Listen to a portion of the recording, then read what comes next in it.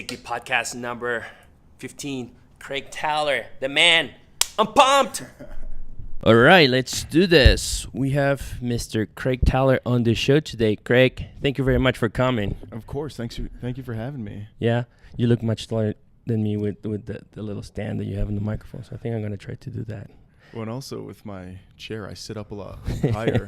So anytime I sit at a table next to someone, I kind of tower over them and seem like I'm super tall. So. You know, I also tend to slouch, which is not cool. Like, I see myself in the videos and I'm like, oh my God. And anyway, I have friends who tell me, like, you know, they give me feedback like, yeah, maybe you could do a little better there. But posture is important. I hear you. I hear you, man. So first of all, I want to say thank you very much for coming to for being here today. And I say this because for our listeners who don't know, a little fun anecdote to share. So when I first got this podcast equipment, I had already reached out to you and I really want to interview you. And so I went to your place and we had this really cool conversation. And then I go back home and then I listen to my interview and then I'm like, oh man, I can hear Craig's voice. What did I do? So that was awful. And I just couldn't figure out how to, I think that the issue was not necessarily a technical issue. You know, I don't know.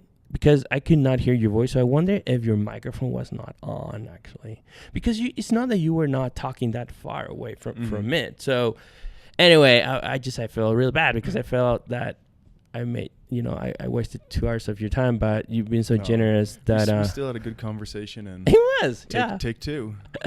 And so, okay, so promise at this time, everything's working. So, anyway, but...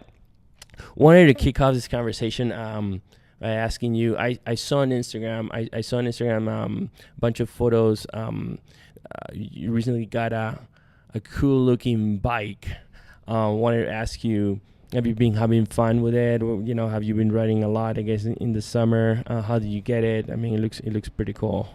Yeah, the hand bike. It's a pretty amazing piece of equipment that I got, and I got it through a grant that I was approved for in April through an organization called the Challenge Athletes Foundation. Of course, yeah. And they're just such an awesome organization that helps provide grant money for adaptive equipment. Yeah. And also to help adaptive athletes travel to different competitions and just really helping the adaptive community in any way possible. Yeah. And they were just amazing. And I applied for the grant and was lucky enough to be approved. Nice.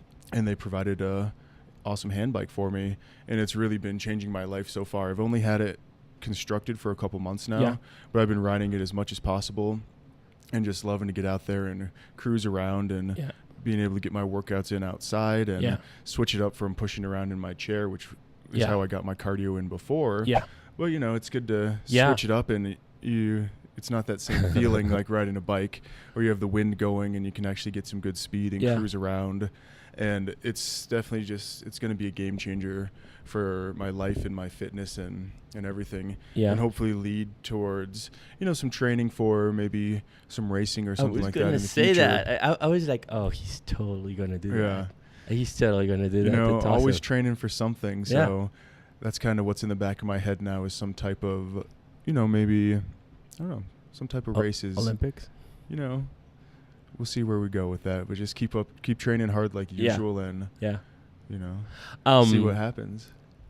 So I saw a video of you riding the bike, and I think my favorite part of it, besides the bike, is the soundtrack because it starts like this really mellow music, little guitar going on, and then it changes to like cha, like songs that are more intense. For the downhill part. Yeah, good job.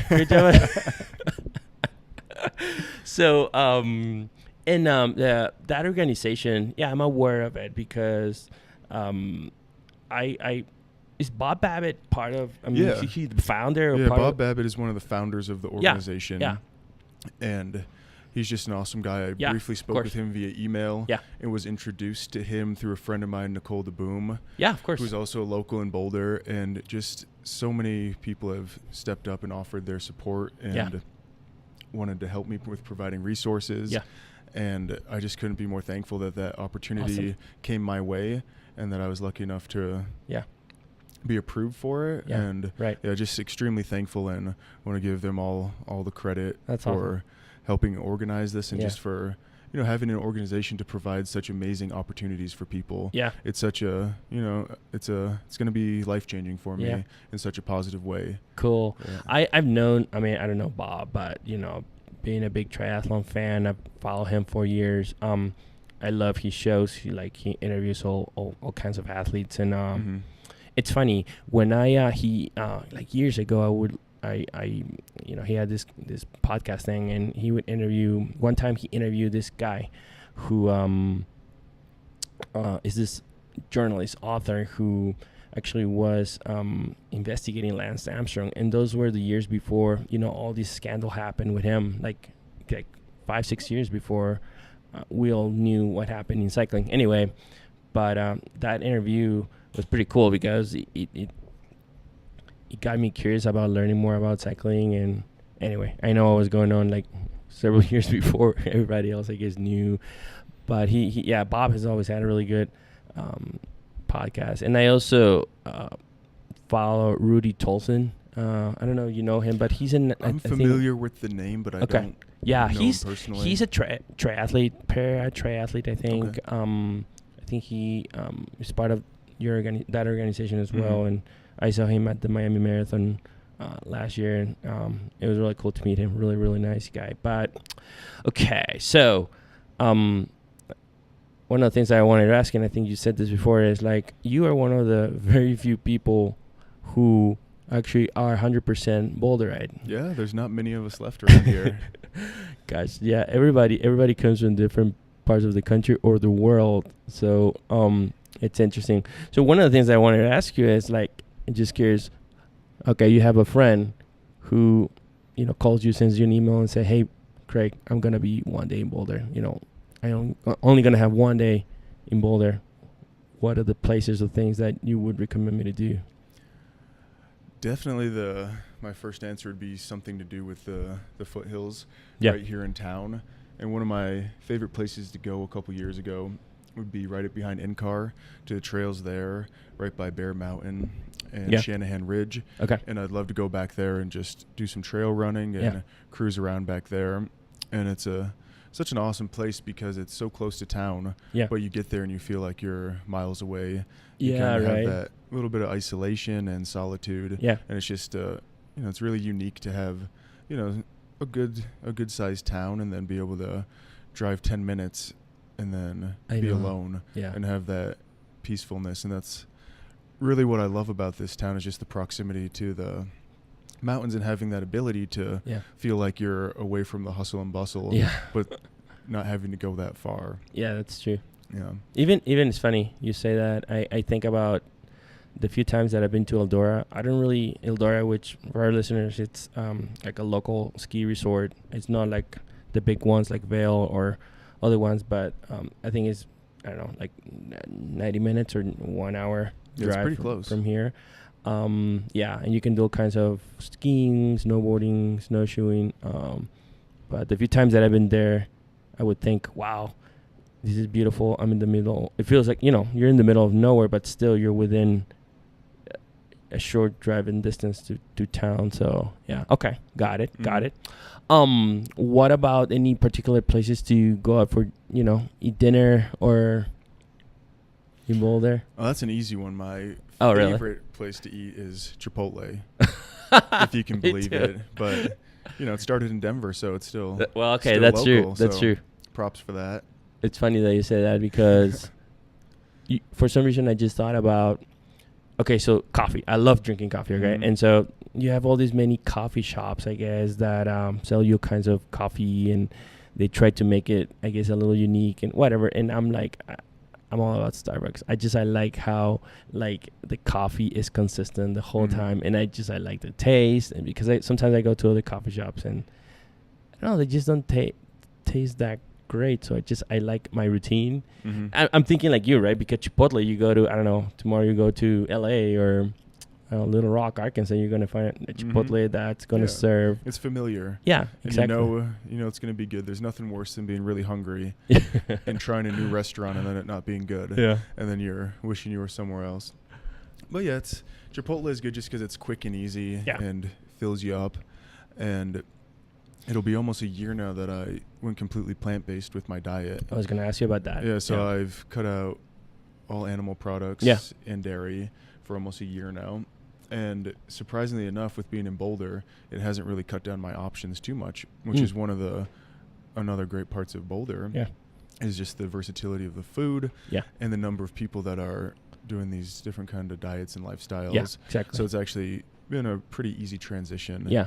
So when I'm not eating at Chipotle, it's usually a little sandwich place called Naked Lunch near my house with lots of good vegan sandwiches and vegan pastries and stuff like that. And then the hot bar at Whole Foods, just simple, quick stuff like that. That place good. You know, just with, you know, our schedules are so busy, it's rare that we'll go out and have a long sit-down dinner at a restaurant. Oh, only definitely. Because, you know, we're not getting to dinner till late after a long day, so it's usually picking up food and wanting to eat it at home so we can hang out with the puppy and it's funny that you say that. Put the office on in the background, and you know, we probably should try and go out a little bit more and take some time to enjoy food. But you know, at this time, we're so busy; it's mainly just quick pickup food on the go. I agree. Yeah, trying to get to bed. I agree. Like I think with my wife, you know, she works as an EMT in a hospital in Fort Collins. So she works 30 times a week. So when I'm working at home and when she's at home, we usually have dinner together because during the day, I just keep going, you know, like, and that's sometimes is not good because like sometimes I'm like, I'm not saying that like I sometimes I just don't eat, and so then I get hungry at the end of the day, and then I tend to overeat. But that's kind of like a different story. But I hear you. Yeah, like gosh, we're living such busy lives, and you know, you're doing your thing, I'm doing my thing, and like you know, you can just keep working for hours and hours. So yeah, sometimes it's difficult to just stop and just take a little break. But I hear you. Yeah, I love Chipotle. I always do the naked. Like, I don't know, burrito. I use some chicken sometimes, but yeah, it's pretty reliable. I like it. What other place that I like here? We always like to go to the Southern Sun or Mountain Sun restaurants. Both great places. Yeah, I like the atmosphere. It's really chill, and they have good beer. Although I kind of stopped drinking beer because it's so tasty, but gosh, so many calories. Beer, yeah, it's not that great. So.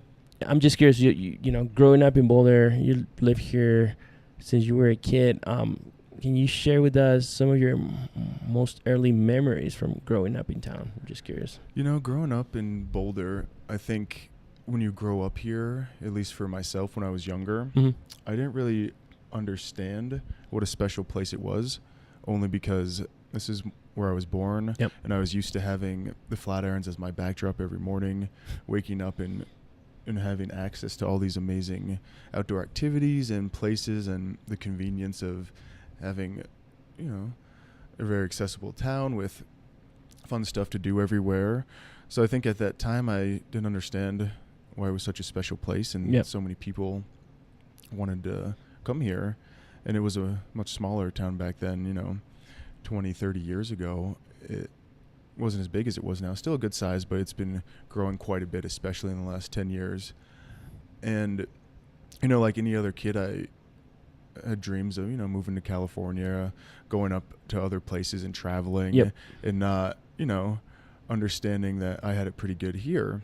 And, you know, now that I'm older and have traveled quite a bit and been around, I'm still here, but that's by choice now because I've figured out that, you know, at the end of the day, this is where I want to call home, and anytime that I'm traveling somewhere for work or for pleasure, it always feels good to leave and come back here. And I think that's a really special feeling to have about where you live. And I think I finally figured out why everybody wants to move here. And I figured out that I don't feel like moving anywhere else, at least not at this time. So, you know, when you're a kid, you don't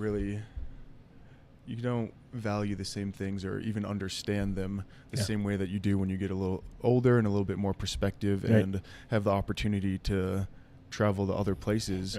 And then you realize how unique that the places you're from and the things that you might have taken for granted that aren't other places. That's true. And the stuff that we, you know, take advantage of every day and use in our regular lives aren't it's not like that everywhere. Yeah. And, it takes a little bit of experience and time to figure that all out and realize those things. Growing up in Lima, one of my goals was always to come to the U.S. And so I've been living in America for 15 plus years, and I lived in the Midwest, in the South, and living, no matter where I live, the place where I've lived has always been better than Lima, capital of Peru, place where I was born, grew up.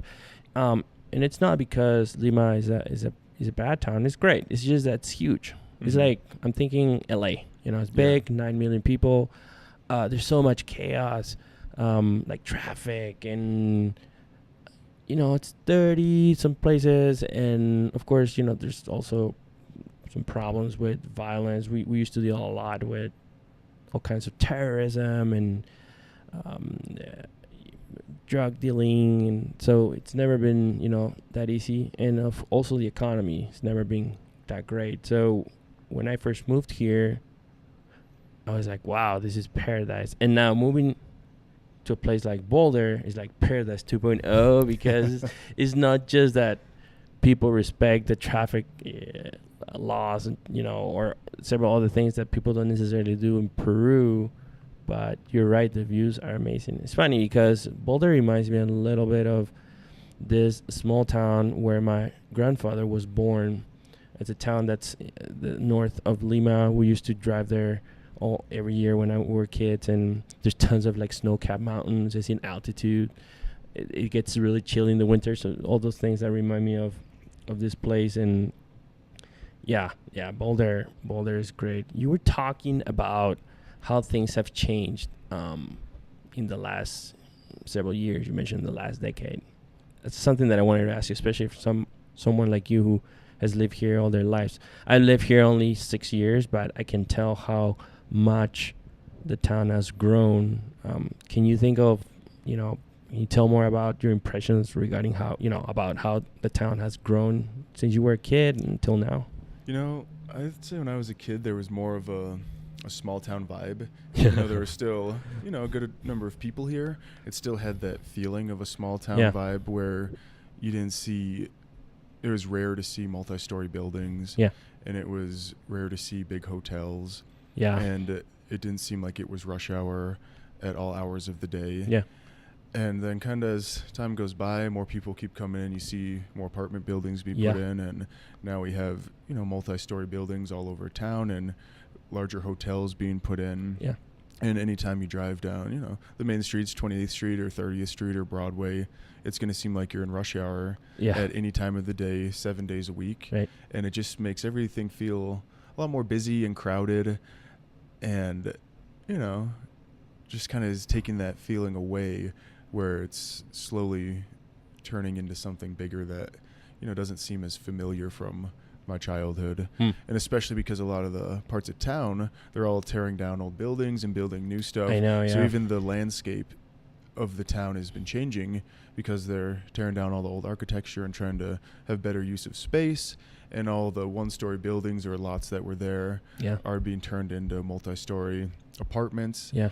And just totally changing the landscape of everything, which isn't a bad thing because it's good for the town to expand and grow, and all the people that are coming here obviously need a place to live. So it's kind of that, it's that two sides where everyone always wants that nostalgia and things to stay the same, but then you have to understand that as time goes on, and it's good to have cities expand and grow, and you just have to keep in mind that progress is a good thing, and hope that it goes in the right way, and when you can put your input in and have the opportunity to talk about it, just make sure people are doing this progress in a good way for everyone that keeps the community in mind and isn't just about expansion and getting as many people in as possible, but doing it in a way that keeps the the local people in the community in mind as well. Yeah. So we're expanding and growing as a community, and not just feeling like people are being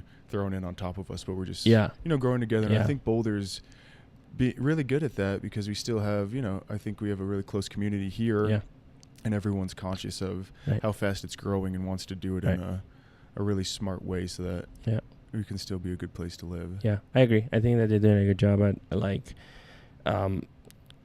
controlling how much the town grows.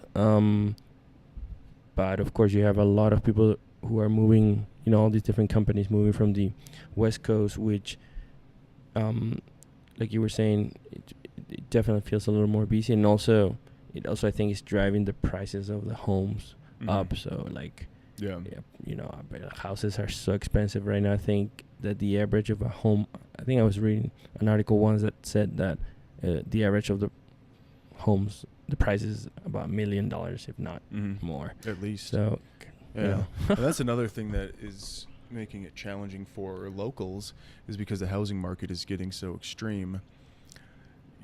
People my age that are looking to buy a house for the first time are having to move out of their hometown because you can't afford a first-time buyer to buy a house that's $800,000 to $1 million as your starter home. Yeah. So it's forcing all the people that grew up here to move out of town. Yeah. And I think that's one of the downsides of the growth. Yeah. Is it's forcing some of the local people to have to look elsewhere just because it's not affordable. Yeah. I think with us, like we moved to Fort Collins 2 months ago, and it was it's kind of similar. We were living in a condo in North Boulder, or Powderhorn, which is kind of northeast Boulder. Anyway, and we liked the area a lot, but it was just too small. So we just needed more space, and so we looked at different places, and we found in Fort Collins a good spot. Not only because Amy, my wife, found a job there that she really likes, but we found a place that was much bigger, so we're really happy. I mean, the only downside, honestly, is the internet right there in where we live. It's not the best, so but I think it's because we kind of live outside of Fort Collins. Yeah, it's bad. But anyway, I'm not gonna complain about that. So you've always been a pretty active guy. Like you always go outside. You play golf, and of course you are in the gym all the time. Is that one of the reasons why you decided to work for the company where you're working right now, BSC Endurance Sports, which for our listeners who don't know, that's you correct me if I'm wrong, it's a company that organizes events for all kinds of endurance sports, so running, triathlons, not only Colorado, but primarily put on triathlons and marathons, and we do that here in Boulder, Colorado, and also in Las Vegas. Correct. And a few in southern Utah, right outside of St. George. So just those 3 states, and pretty much in Boulder, Colorado for the beginning of spring and whole summer. And then when it gets a little too cold here for people that want to be swimming and running around, we head out west and swing by St. George, Utah, and then Las Vegas for the winter. Yeah, because Las Vegas is so hot in the summer. It's just terrible. And it's a little too hot out there to put on races. So it's kind of that nice little mix. And got it. Enough traveling. We put on an event, 1 or 2 events almost every month throughout the whole year. Yeah. So in the winter we get to head to the desert and have that change of scenery, which is really nice, and get out of the cold for a little bit. But then it's always nice to head back to Colorado for the summer and enjoy the summer here because you can't beat it. Yeah, of course. And I'd say that it was a little bit my, athletic and sports background that made this job appealing to me. But the biggest thing was, at the time I was working construction and in a totally different field. And one of my best friends, Cedric, who's the race director now, he had just started as well as the race director, and he reached out to me and asked me if I wanted to come volunteer at one of the races, and it happened to be in Vegas. So at the time I was like, I'm in, without really knowing too much about what it entailed or his new job, and it just seemed like a fun time to get out of town and take a long weekend. And at that time I had no idea that it would kind of change the course of my life, of not only career but also what I wanted to do with my time and how I wanted to spend it. So we got out to the race. I want to say it was either Pumpkin Man or Rage. There are 2 races that we have out in Las Vegas, and I just remember being out at Lake Mead, and the first couple days are set up where they're long days, just setting up barricades, setting up the transition, setting up the courses, and it just felt so good to be outside working with my hands, setting up this equipment with Lake Mead in the background, and it just was awesome. And it was a long day, but it was just such a gratifying experience to be outside and working with my hands, so different from what were you doing what before? I was doing before. And then that wasn't even race day, and then the race started, and my first job was being a volunteer as transition coordinator. And that's where I would be in the transition area and kind of help organize and make sure that whole area ran smoothly. And the adrenaline that I felt was just so amazing because I'd never been in an atmosphere like that before. You know, race day. I think only someone that is an athlete or has been in that environment really understands what that means. But even to this day, you still kind of get goosebumps when race day comes because there's that excitement in the air. Everyone's excited. Everyone's been working so hard for this one moment where everything kind of comes to fruition, and that's it. It's race day. That's the day that it's the proving ground. And for an event coordinator, that's the day that's your deadline for everything. And whether you're ready or not, athletes are going to be showing up before the sun rises, and then it's go time. So there was that adrenaline associated with race day that I immediately fell in love with. And it was just so much fun to be in that fast-paced environment and having to make decisions on the fly. And then also, I'd say the biggest thing was interacting with the athletes. And seeing these people from all different demographics and ages and skill levels, from beginners to elites, showing up and knowing everyone has worked so hard to be here, and then getting out there and just doing it. And then to see the accomplishment and joy on people's faces when they cross the finish line, that's something that can't be reproduced anywhere. And that's really what made me fall in love with this job and putting on events, is that right there, watching the athletes accomplish something that they've worked so hard for, and being a part of bringing that experience to them, it just felt really good and was really gratifying, and I knew that that's what I wanted to do. So I continued to volunteer, and I think I volunteered for a year or two, probably 2 years. Oh, really? And I would use vacation time and go on the weekends, and then at the end of the race on Sunday, I'd always have to fly back to Colorado and go to work the next day. And I was always really envious of Cedric and the crew being able to get in the trucks and drive the trailers to the next venue and get ready for the next event. And I remember telling Cedric, I said, if there's ever a time that you are going to expand and there's room to bring me on, I want you to keep me in mind, because I'd like this is what I want to do. And a little bit more time went by, and I remember I got the text when I was at work. He said, you want to come work for us?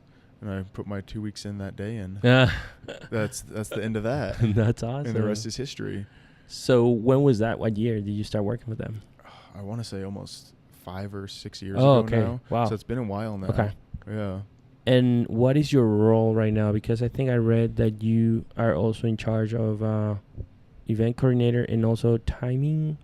Yeah, my title is event coordinator. Got it.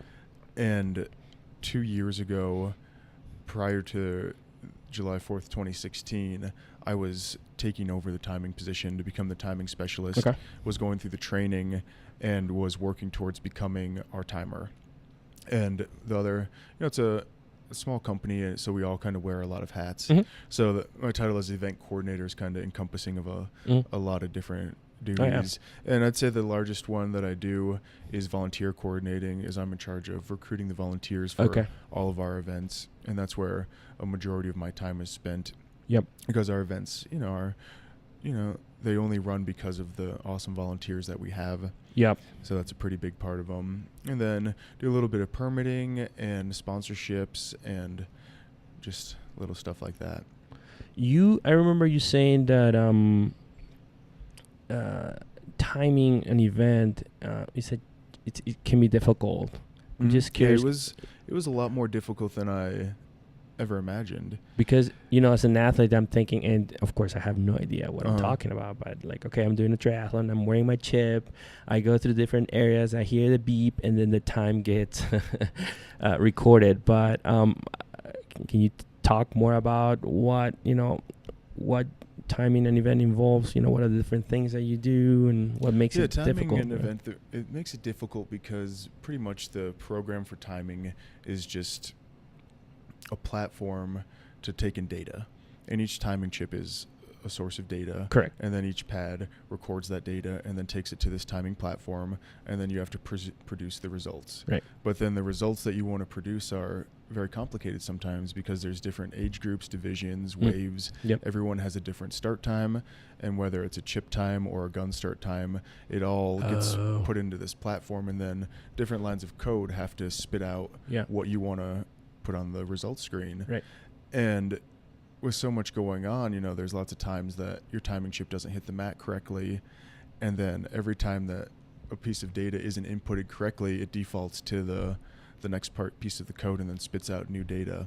So anytime that something doesn't run perfectly, say you don't hit the start mat, and then you have to go by the gun start time, or one of 100 things happens, there's a chance that it's not going to spit out the correct data, or you have a piece of coding that's in there incorrectly, and then somewhere along the line it shoots your data the wrong direction in that chain, and then it doesn't spit out what you want. And then as a timer, it's your job to figure out where the data was misinterpreted, and you have to go and search for it.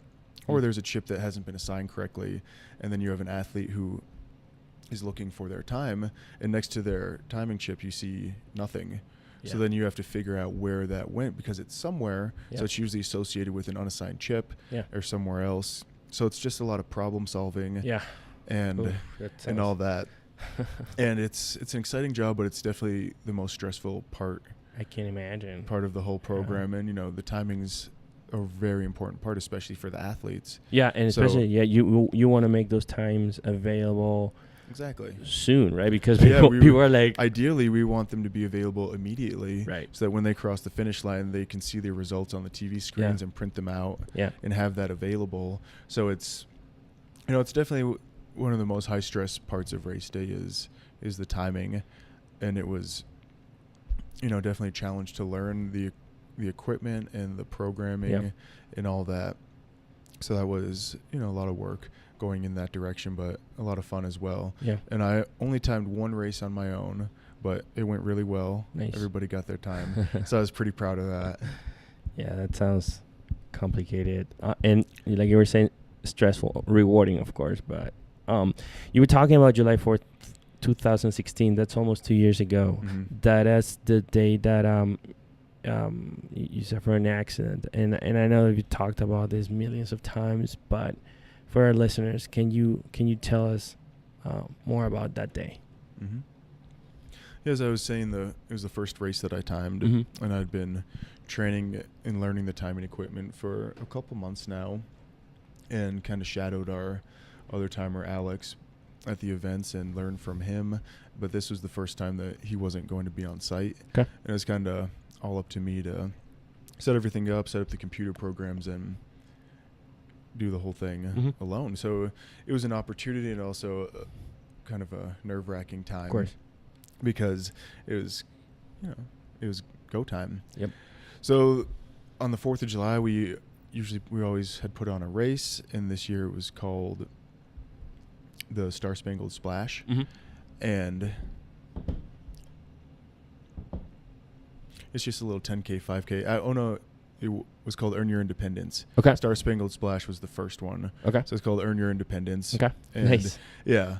And it was just a little 10K, 5K we put on at the Boulder Reservoir in the morning. And the idea was to get athletes out and have them do a little race before they go into barbecuing and family time. And it was always I always loved the race just because it was great getting out in the morning. Everyone's in a good mood. It's a fun holiday. Everyone's excited. And this year was a little bit more stressful because I was timing it and had a little bit more responsibility to the day. And the race went off great, went off without a hitch. I was really proud of myself and just being able to do that. And I was pretty happy and excited for a future of timing and moving forward with that. And then the day continued. We had packed up everything from the Boulder Reservoir, and I was excited because I had a date with my girlfriend Amanda at the time. We had plans to meet up that night and watch the fireworks, and I'd been looking forward to it all day, texting her and excited to meet up with her. And I was excited. I just needed to get home and change and Right. go out on my night. So I got back. I lived in Boulder. I still do, but off of 30th Street in Aurora. Got back to my house. I was, I had a couple coolers left in the car that I had to take in. So as I was unloading the last one, parked in front of my house, I felt an impact and was immediately pushed into the back of the vehicle and totally caught off guard, didn't have any idea what happened. And then I looked down and realized that the car that was parked behind me had been hit and shot forward and crushed my legs between the bumpers. And the impact was so severe that it immediately disconnected both of my legs. So I'd gone from, a really great day and almost ready to start celebrating the 4th of July with friends and family. And, I remember looking down and just being so shocked at the sight of this, because it was just out of the blue and so surprising. And I didn't understand what was going on. I just knew that something severe had happened, Right. because I could tell by the severity of the injuries that happened so quickly. So, in a second, my whole life changed right there. Right. Yeah. And one of the things that I just still can't understand how the way you reacted is just incredible, because you basically you were able to tell your friends or your neighbors, people who were in that area, to ask you to help you using their belts as tourniquet to help stop the bleeding. So and I think you've said this, that thing really saved you. Like a couple of things that I think one is, how were you able to stay so calm? Were you surprised about being able, I'm not saying, I can't imagine, being in that situation, but the fact that you were able to provide instructions to people and direct them to do that, one, and two is like, did you have any kind of training, or do you know how to apply tourniquets or those kinds of things that in the end ended up, saving your life? I've been asked this question a lot, kind of how was it possible to react the way that I did? And still to this day, I don't have an answer for that. I just know that I'm very thankful that I was able to stay in the moment and keep calm and have enough, consciousness and understanding of the severity of what was going on to make the, decisions that I did at that time. And I remember that how surprising it was to look down and see such severe injuries. And every time I look down, I can still kind of picture the sight and see the legs disconnected. And, my mind was moving so fast. I knew that it was serious and that something had to happen quickly. So I remember yelling to get people's attention to know that something was going on.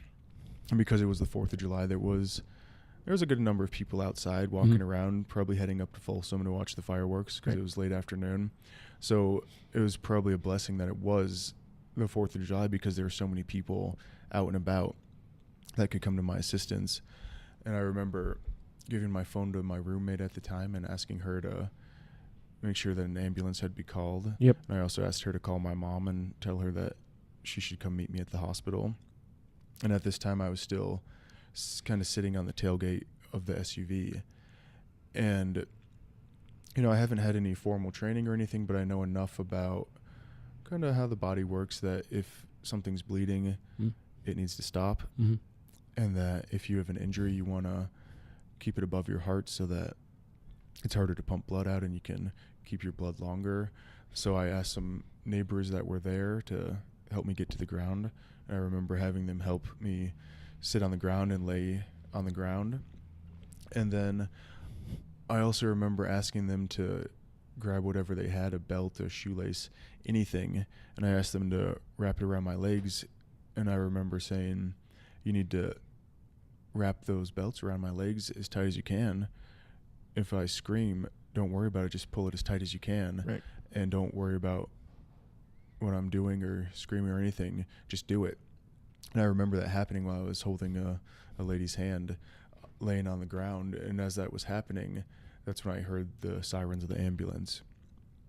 And everything was happening really quickly, but there was also a calm in the air where I think everyone understood the severity and the immediacy of what needed to happen in order to stay alive. Right. Because even though it was, such a crazy thing that was going on and a wild situation that no one, was prepared for or knew anything about, it was serious, and not everyone, knew how serious it was, that everyone had, a focus in their eyes and was just doing what needed to be done. And that was kind of, thinking back to it, what was going on, everyone just knew what needed to be done. And I later learned that the tourniquets that had been tied around my legs stayed on me all the way until I was airlifted into the trauma center at Denver Health. Okay. And later learned from my doctors that they were one of the reasons that I'm still alive today. Right. Is because they were able to stop the bleeding enough. Right. That I was able to stay alive. How were the first days post-accident? I think you mentioned that you went under several surgeries in a period of a week.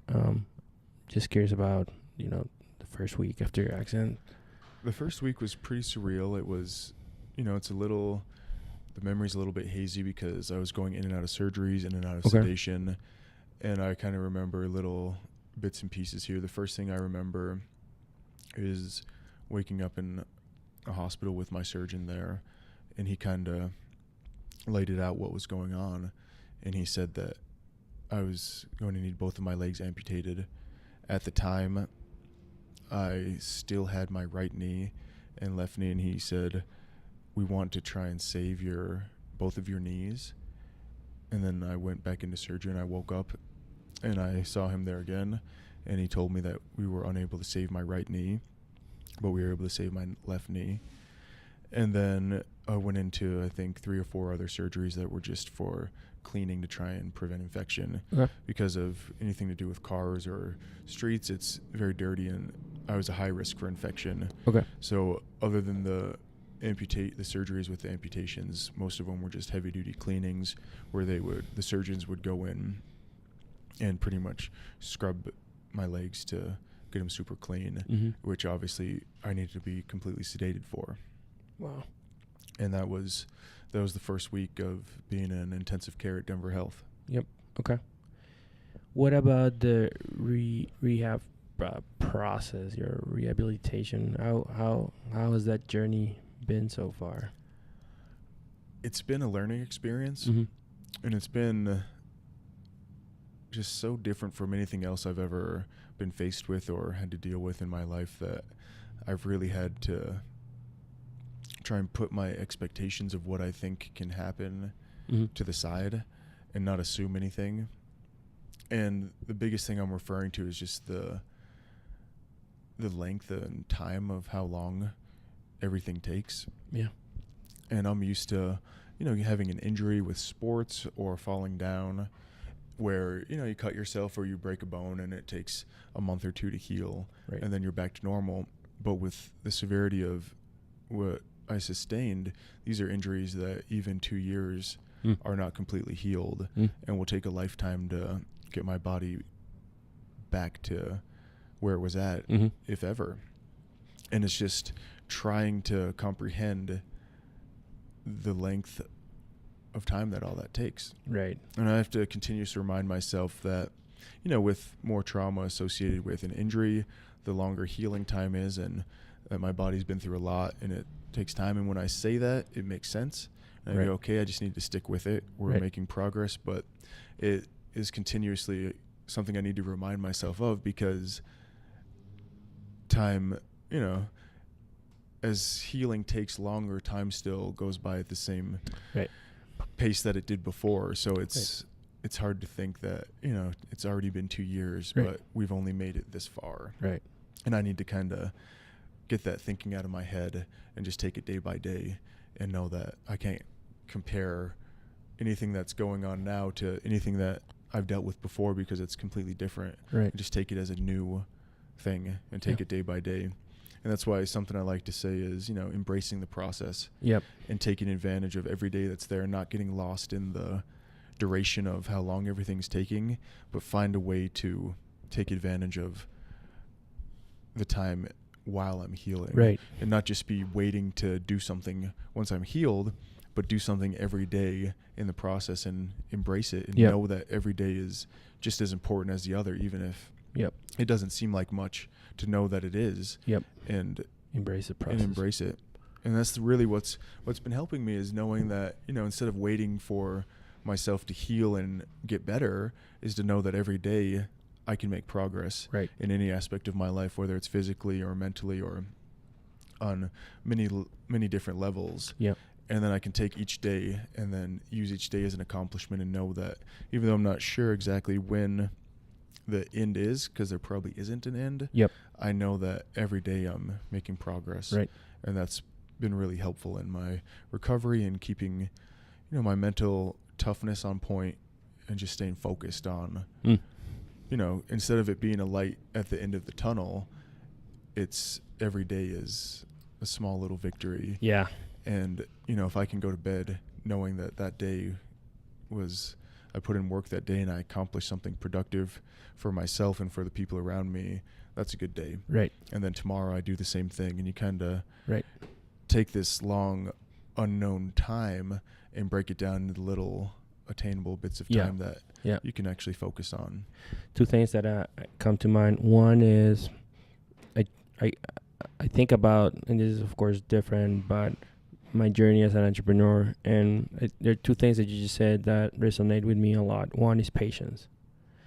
This idea that, like, that you're not going to have success tomorrow or a year from now, or it's going to take time. So it's remind yourself every single day, really, that, good things will happen, or you're going to achieve your goal, but you need to be patient.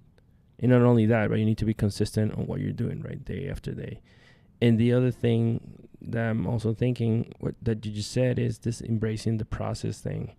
Or I always think of it as enjoy the journey, really. Because rather than thinking, okay, I'm going to be happy when I'm successful with my business, I remind this to myself, to try to embrace the process day after day, because if you don't really change your attitude in a better way or in a more positive way, it's going to be really, really hard. So yeah, I hear you. I think it's interesting. I mean, one of the things that I think is amazing from you, I see, we've talked about before, and I follow you on Instagram, and you talk about this, two things that are important for me. One is sense of urgency. It's like, life is short, life is precious. So, we just need to try to be our best every single day. And the other one is to focus on the things that you can control. Sometimes we get, overwhelmed, or we think about so many things that are happening, these days in our country, in the world, and it can be easy to just, it's easy to get very overwhelmed. And, almost defeated, and lose track of our goals, because, we all have dreams and really high expectations for ourselves. Exactly. And when we're constantly looking into the future, it's kind of like looking at something in a telescope or with binoculars. You can see that goal in the future really clearly, but it's tunnel vision, and you lose sight of, something that could be right in front of you. And it's really good to take a step back and widen your lens and take in everything along the way that's going to get you to that end goal. And that's been really important with my journey. A lot of it is because I'm not even sure what my future holds for me. My life has changed in so many ways in the past couple years, and is going to continue to change. That, I learn new stuff every day. It's uncertain where I'm going to be in 5-10 years, where I might have been able to tell you that years ago. And with such an uncertain future, I think the only way to stay positive and motivated is to focus on the little things that you can control. Because, how do you focus on something that you don't even know exists yet? So that's why, it's, focusing on the things you control is such a valuable mindset to have. And then you really, it's very empowering as well, because you can find that there are a lot of things that you can control and do to help yourself in so many ways. And, that's just been really valuable for me in the journey. And would you say that, I'm curious, what are how has your mindset or perspective has changed, after your accident? Like the things that you talk about, having this sense of urgency, focusing on what you can control and during the journey. Were you like that before your accident, or? I was, to a certain extent. I think I wasn't as focused on the now as I am now. Right. Only because I did have a vision of myself in the future and what I was working towards. And I was really good at making sacrifices and putting in hard work and kind of saying, all right, this hard work is going to pay off in the future, and not always being completely content or happy with the day-to-day, but knowing that I was doing it for the bigger picture in the future. And I let a lot of time go by, kind of just not wasted, but kind of just looking towards past that day and looking into the future. Right. And I think the one main thing that everything that has taught me in the last couple of years is that everything can all end in a second, out of the blue. And having that experience has really taught me that if I'm not enjoying the work that's getting me to my goals, right, then I need to think a little bit differently about what my goals are. Exactly. And I need to be happy in the moment and content every day that I go to bed, and happy with where I'm at. And that's really what I've been trying to focus on, is why I still have goals for the future and everything like that, but it's more of a focus on the day-to-day and paying more attention to little things like my diet, my exercise, my stress levels, how I'm feeling. And the goal now is not to be at a certain place in a year or 6 months from now, but to be content when I'm going to bed at night and saying, you know what, this was a good day. Yeah. And that no matter what happens from here on, I feel good about today. And if I'm lucky enough to wake up tomorrow, I'm going to be in a little bit closer to my goals. Yeah. And then do that every day. And then not knowing what the end goal is, even I know that I'm going to get there as quickly as possible by making the right steps every day. Right. And that's kind of how I try and live my day-to-day life, is just waking up and saying, you know what, we're going to do today the best that we can. We're going to accomplish the little things with work, and we're also going to be a good person and try and help others. Yeah. And I'm going to live today the best I can. Yeah. So when I go to bed, I feel good about it. Yep. And then if we're lucky enough, do it again tomorrow. Right. And do you have do you follow any specific routine, or do you do anything in particular when you feel overwhelmed, or when you when you have a low day? Yeah, when I'm feeling down, and just like it happens to everyone, we all have those days where we let our thoughts kind of take over, and it affects our mood and our energy levels and everything like that. And a big outlet that I found was writing and doing some writing. And I tried to post some stuff on my website and blogging, and I should get better at that. But just being able to take all of the thoughts that are stuck in our head and put them on paper, and kind of get them out of your head and out is a really valuable thing. And I don't even go back and read half the stuff that I write, but just the idea of getting all of that out of your head, it was really valuable, because you can go crazy trying to, with all the competing thoughts going on. But then when you have to organize your thoughts and articulate them, you really view them in a kind of a microscope, where then you can really analyze what you're thinking and go, okay, how valid is this, or is it not? And then if it's valid, how do you do something with it? Right. And that organization of thought is a valuable process in figuring out what you want to do. Right. Because, if you're anything like me, your mind is always going. Yeah. You always have all these thoughts, and they're sometimes jumbled, overlapping. Yeah. Sometimes don't always make sense. But if you are forced to organize them and Yep. put them out, you can then view them a little bit more clearly, Yep. and then dismiss the ones that aren't valid and insignificant. Yeah. Kind of all the doubt and fear and thoughts of giving up. You can kind of really look at those and go, okay, that's not valid. That's not where I want to spend my time. Yeah. And then you can find the thoughts that are productive. Exactly. And then you can figure out how to organize that and then do something and turn them into something tangible. Yeah. And that's really what my process has tried to be, is kind of really figure out what my thoughts are and why they're having them there, and then, try and organize them into what's going to help me and create, me to be a productive life, and what's not. And then I dismiss the negative and move forward with the positive. Yeah. Interesting that you say that, because I think about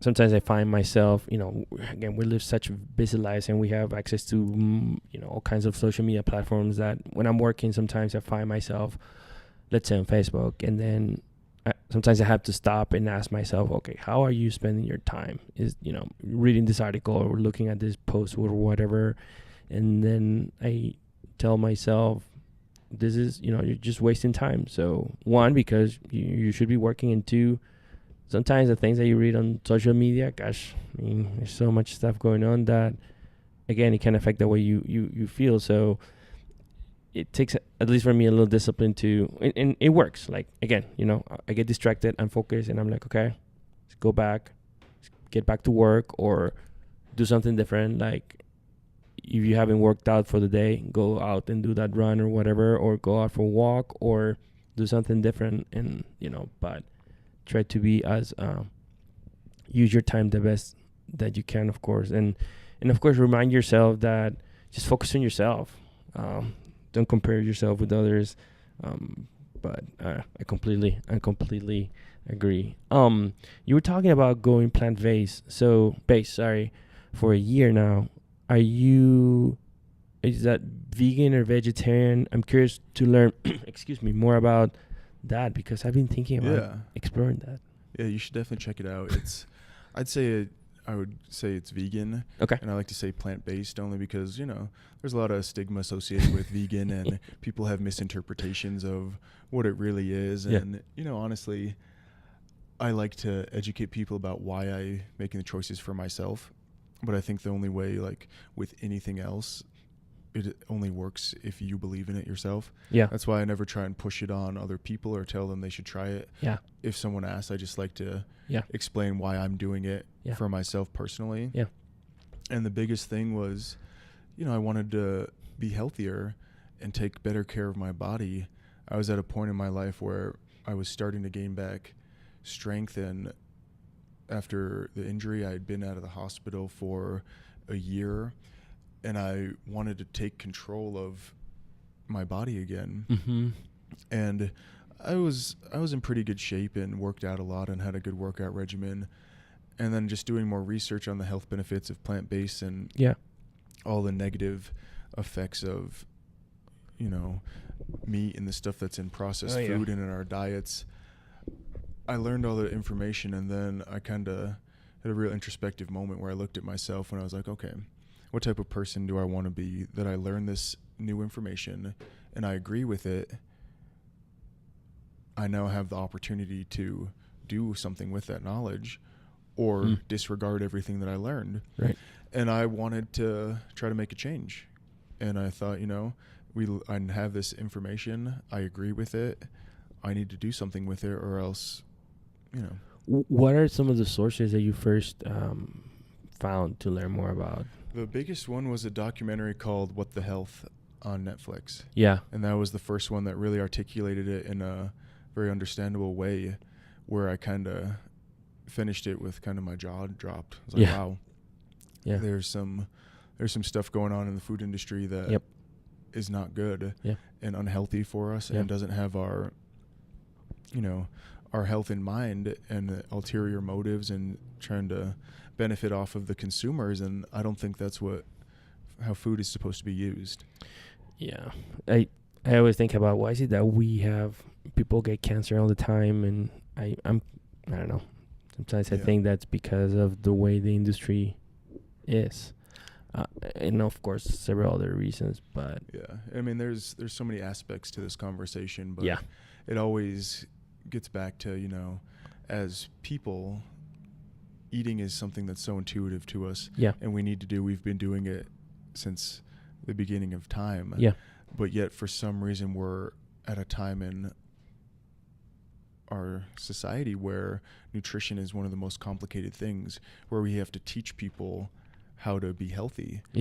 And the only reason it's so confusing is because the food industry has kind of jumbled everything up and made it confusing and changed the food into stuff that isn't good for you. And, you know, it's kind of like, I don't know, it just seems like food is something that we shouldn't have to be taught.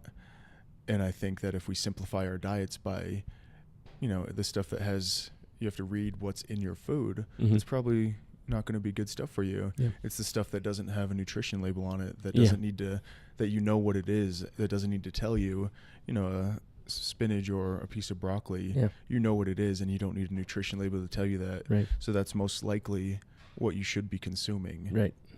And, you know, just trying to simplify it and make it easier for my body to understand what's good and what's bad for me. Because I was just saying that I've been thinking about, so right now, like one of the things I was thinking for a while now is like, okay, how I need to find nutrition lifestyle that fits me, that, you know, that I can follow. And there's so many options these days, but for some reason I've always thought that the plant-based option is the best overall, just because, you know, because of the type of food that you eat, right? It's just like plants and all kinds of things that you know, are proved to be really, really good for you. I think of other options, like for instance paleo, and I'm not an expert. I haven't tried for, you know, I tried like a week once, but you think about, gosh, eating so much meat, you know, like I don't know if that's good for you, but again, I don't know if I'm right or wrong, but so I've been playing with this idea of exploring going plant-based for a while. But one of the biggest like things that stop me, and this is an excuse, of course, is that I never find time. I always think that some of the vegan recipes, at least the ones that I have found online, for instance, are so complicated to make. Oh, that's 100% true. And that's the thing that it's hard for me to accept, or because I'm working, you know, when I'm working lunch, I mean, especially during the week, eating or making food's not a priority for me. Now, I think that it's something that I need to change, you know, in my mind, like, because I just don't eat or don't think a lot about what I eat. Now, I try to eat as healthy as possible. I don't eat, you know, fast food and things like that, but like sometimes, for instance, I'm working and then I don't eat lunch just because I'm just doing stuff, and then at the end of the day I get hungry, and then I tend to eat a lot of good stuff, but sometimes portion control. But anyway, but it's this thing that it takes time to making some of these recipes. It just takes time, and I think that's one of the reasons why I haven't really gotten into that. How do you prepare? You know, how do you Yeah. I think in the beginning I kind of fell victim to that as well, because you think that when you make such a drastic shift in your diet that it is going to be complicated, only because it's so different from what you're normally doing. And I think it's also with like a lot of stuff on Instagram is it doesn't always mirror real life. Yeah. So I've had to, you know, you see all this stuff on Instagram and the food looks amazing and really good, and then you try and make it and there's 500 ingredients and it takes you 3 hours. And you've used every dish in your kitchen, and you know, we've been there before, not eating dinner until 11:30 at night with every dish used, and then feeling so underwhelmed by the product that it's, you know, it wears you down, and then you kind of want to give up. And then you realize, you go, you know what? It doesn't have to be this complicated. You can simplify it and you find ways that fit into your schedule, and then it's just like anything else. you can make it as complicated or as easy as you want to. Yeah. Yeah. You just don't want to confuse it with that being the only way to do it. Yeah. And that's what I kind of learned, because when I made this decision, I remember telling Amanda, I was like, hey, so we're vegan now. And it was just like that. It was, you know, I probably had a cheeseburger for dinner the night before. Yeah. And then I just decided to make this shift immediately out of the blue, because, you know, no time like the present. Yeah. So, and I did it only knowing why I wanted to do it, but not knowing how to do it, or, you know, a way to ease into it. Yeah. I was like, you know what, we're just going to jump in the deep end and go for it. Yeah. And I remember the first couple weeks, I had no idea what to eat. Okay. I didn't understand. That's because me. I thought that it had to be really complicated stuff, and I made it harder than I needed to. Yeah. And then a strategy that we used is we started using the food service Purple Carrot. Okay. And they send. I write it down. It's kind of like just a meal delivery service where once a week they send you a big box filled with ingredients. Got it. And it's all portioned out, and you cook these great meals. And that's how you get the Instagram meals, because it had all the ingredients but already portioned out. Yep. But it still took a long time to cook. Oh, and that was a good way to kind of ease us into it, because we didn't have to think about what we were cooking. It was given to us. But then, you know, as we got more and more busy, we realized that it was still taking a good 2 hours to cook a dinner, even though we didn't have to think about what to make, and it was good. And then it also got a little expensive. Yeah. Yeah. And then, of course, there we're like, you know what? We looked at the meals and saw what the base of them was, and we're like, you know what? We can make this every day a lot easier and quicker. Yeah. And really simplified it, but it was a good tool to use to kind of ease into it, because it took out the thought of having to figure out what you wanted to make, and going out and buying all the unique ingredients, and all that stuff that no one has time to do. Yeah. And so that was kind of a tactic that we used to ease ourselves into the new diet. But now we no longer use those meal kits anymore, and have just kind of gotten into, you know, and for me, the whole idea was simplicity and volume. I agree. And if you're eating good stuff, you don't really have to think about how much you're eating it.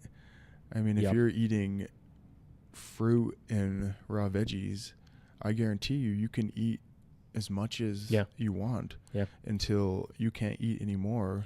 And no matter what, you're not going to overeat, because the good food nourishes you and fills you up in a natural way that your body will tell you when you're full.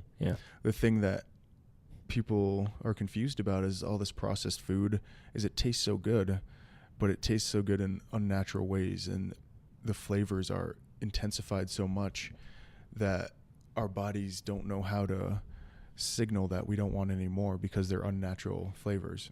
So that's why, you know, and I've done it before, that's why you can eat an entire pizza and be sick to your stomach and still full, but then you still want to eat the breadsticks that are there. And you keep eating, and then you get over full and sick. And you will even say, I'm not even hungry anymore, but I'm still eating. And that's only because your gut and your body is confused, because it tastes so good, it can't send that signal that you're full. And that's why a lot of people overeat, and that's why I would do it too. But, you know, you can go out and eat as much natural food as you want, and you could go out, eat 15 bananas, oranges, apples, 10 pounds of spinach if you can, but your body's going to tell you when you've had enough, and then you'll be done. And it's that natural process of your body sending the correct relay to know that you're full, and then you stop on your own instead of just eating because the flavors are so intense you crave it, and, you know, you're confusing your body. You're talking about bananas, spinach, and fruit. Those are my staples. Oh, yeah? Yeah. Do you eat them or drink? Because I make green smoothies, and now, like, when I have breakfast, I usually have a green smoothie, which is basically spinach, kale, a banana and a half, blueberries, and actually I use a vegan powder from Sprouts, because I really like the taste of it.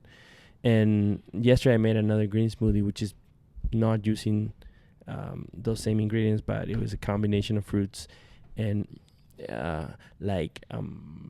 ginger. It was just like kale, and it was so good because the weather is perfect for all kinds of. And what I was gonna say is like I had that for dinner instead of what I was gonna have for dinner, which was not that bad. We made some burgers and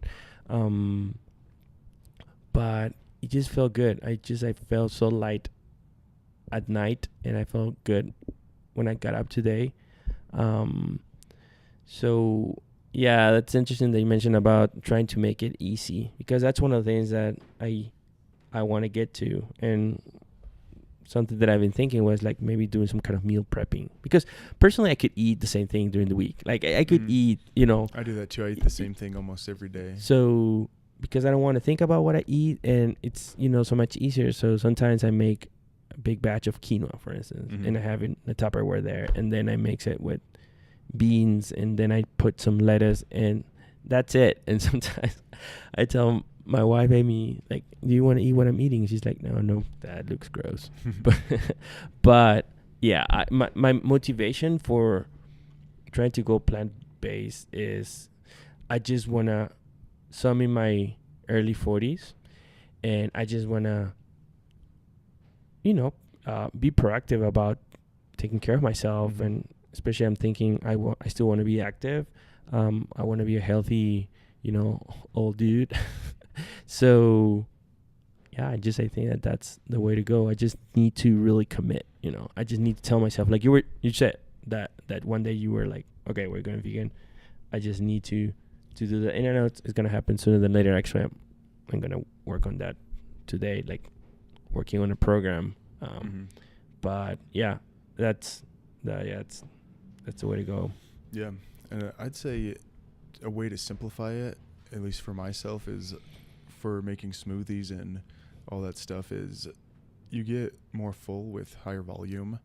So my kind of rule that I go by is I try not to blend my fruit, but I can blend greens. Okay. Because you want to take in a lot of greens, and it's hard to eat tons of greens all day. Yeah. You can have a couple salads, but you still want to get in as many greens as possible. So I always blend those to get them down. But then the fruit has a lot of sugar in it, and when you blend fruit, you can overconsume it and get a lot of sugar out of that. No way. I didn't know that. So that's why, and you end up taking in a lot more than you can, because if you think about it, I could probably eat 2 bananas and be content. Yeah. But I could easily put 6 bananas in a smoothie and drink it down without a problem. Yep. And I could also add, 6 ounces of strawberries, a handful of blueberries, and all that into the smoothie and drink it down and not even know the difference. Got it. But if I were to keep that fruit out there and eat it, I would be full before I even got through half of all of it. Yeah. So that's kind of a strategy that I use if I'm trying to be conscious of what I blend, because you can lose sight of, if you have a cup of orange juice, you can take down 8 to 10 oranges in one glass. That's when true. in reality, if you ate an orange, you could probably have 2 and be completely content. And that's because your body understands what it's eating and all that, and it's not broken down too much. So that's kind of a strategy that I use when I'm really hungry. I make sure not to throw everything in a smoothie and drink it down, because then I could take in 500 calories in a smoothie and it's still easy. be hungry after that. Yeah, I totally been there. So what do you blend then? Mostly I usually blend spinach. Okay. And then I mix that with a plant-based protein powder. Yeah. And then if I need more calories, I'll put in some peanut butter. And then if I need a little bit sweeter, I'll put in a few dates. Yes, I so good. And blend that together. What? And then I'll eat the fruit on the side. Yeah. Sometimes I'll throw in a banana into the protein shake, but it just depends on if it's after a workout and I need more calories. What kind of liquid do you use for Just water. Water. Okay. Yeah. Mostly water. Sometimes I'll put in some almond milk or some cashew milk. Yeah. But most of the time it's just water, because honestly I can't tell the difference if it's not, so I just use the water to make it easier. Yeah, I agree. I've been doing almond milk lately, but that's a good strategy. I'm gonna try it, because just blend up your greens in the protein powder, and you can even use some cacao, or they have sugar-free cocoa powder just to make the taste a little bit better. And then that won't taste bad. And then eat your fruit on the side, and I think you'll be surprised at what I've been doing lately. How full you feel and satisfied after that. Yeah. And it takes longer to eat as well. That's which is good. Yeah, because it's 2 meals. It's not Mhm. just one thing. It's just the smoothie and the fruit. I was gonna say I've been using some coffee beans lately, Mhm. and it tastes good. It just gives that extra, I don't know, kick. I'm always experimenting. I use chia seeds and stuff. Yeah, but chia seeds are really good. yeah. Flax seeds are good. Yeah. All that stuff. Sometimes I use maca just because I'm like, maca comes from, Peru, and I'm from there, and I'm like, okay, I'm so proud of it. It doesn't taste that great, but I wanted to end this conversation asking you about amputee concierge. Can you talk more about that, because I just think it's an awesome idea. Yeah, amputee concierge is an organization that I created that based out of a necessity that I felt in my own life. I was in and out of hospitals. I was in intensive care for a couple weeks and in outpatient care at Boulder Community Hospital for a month. And it was a long time. And inside inpatient care, you have everything at your disposal, a lot of help, and you kind of get in this routine of care, and it gets really easy to get in a routine. And then I was released and at home and kind of felt like I was in this new world, in this limbo of I was back in the real world, but didn't really know how to fit in my day-to-day life yet. And I kept having questions and not necessarily a specific place to ask it. And that involved lots of time spent doing research and finding answers and reaching out to people, and just a lot of time looking for the right person to ask the question to. And then every time that I found the answer to something, I'd always sit back and go, man, it would have been really nice to just have someone to ask this question to. And that now that I know that, I want to make it so that people can ask me, so I can tell them quicker, so that people are in myself not spending all this time searching for the answers. Because once you find the answer to the question, that's when the real work begins. Yeah. Because, you're doing work to figure out what work you need to do, pretty much. Yep. So I wanted to create a resource to help people get their questions answered faster, so that they could get that information quicker and then use it and help get back to their lives. Yeah. Awesome. So that's kind of where the idea for amputee concierge began. And then I wanted to, one day the name popped into my head, because the idea had always been there over the last year, just thinking, what, I want to share my knowledge that I've learned through this process and help other people find resources. And then the name popped into my head. I was like, all right, this is the moment I've been waiting for to turn this into something tangible. And that's when I started creating the website and the pages and reaching out to people and trying to help people find the questions that, get their questions answered. Yeah. And, by no means am I an authority on everything amputee or know everything. And I don't want to claim to do that, but I do want to use my resources and knowledge gained through my own journey to do whatever I can to help someone else. Yep. Because you never, our shared experiences are so valuable, and you never know who you can be helping by putting yours out there. And that's kind of the motive behind everything I'm doing these days through my social media, and amputee concierge is all geared towards putting my journey out there in hopes of it affecting someone's life positively, or someone learning through my experiences. And you're doing it, man. Trust me. Yeah. I appreciate that. Where can people find amputee concierge?